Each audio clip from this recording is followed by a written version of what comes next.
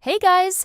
Welcome to this quick tutorial where we'll explain how to raise invoices in bulk in Zoho Books. So let's get started. First, log into your Zoho Books account and go to the Sales module on the left-hand menu.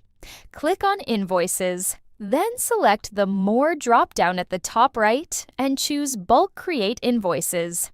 Next, you'll see an option to upload a CSV or Excel file with all the invoice details. Make sure your file includes essential information like customer name, invoice number, date, items, quantity, and amount.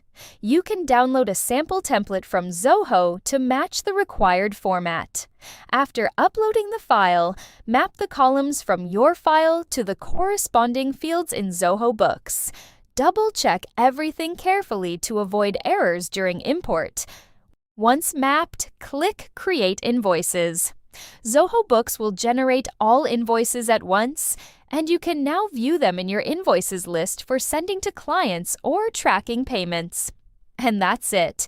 If you found this video helpful, consider giving it a like and subscribe.